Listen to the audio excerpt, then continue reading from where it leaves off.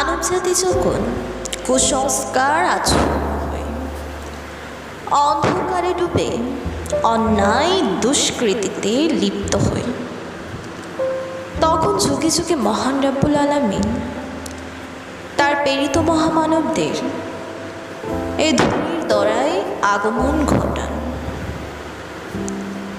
মানুষের পথ প্রদর্শক হিসেবে। নবুয়তের যুগে নবী রাসূলগণ এবং বেলায়েতের যুগে সুফিসাধকগণ মানবজাতিকে শিক্ষা দিয়ে এসেছেন কিভাবে আল্লাহ তার রাসূল সাল্লাল্লাহু আলাইহি সাল্লামের সন্তুষ্টি অর্জন করা যায়।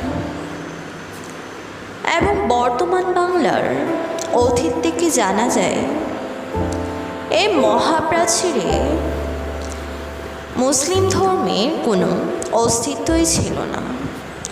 ক্রমে ক্রমে সুফি সাধকগণ এদেশে এসে বিভিন্ন ধর্মাবলীর মানুষের কাছে ইসলামের দাওয়াত পৌঁছে দেন। তাদের এই অক্লান্ত পরিশ্রমের মাধ্যমে বর্তমান বাংলায় আজ 91.4% মুসলমান।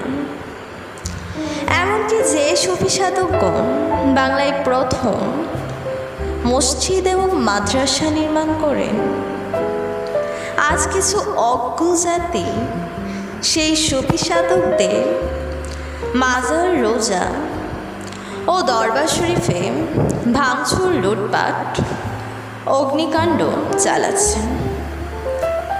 এই অকৃতজ্ঞ জাতিকে বলে যায়, আর কতবার নিজেদের অজ্ঞ প্রমাণ দিবেন কৃণ হিংস্রতায়।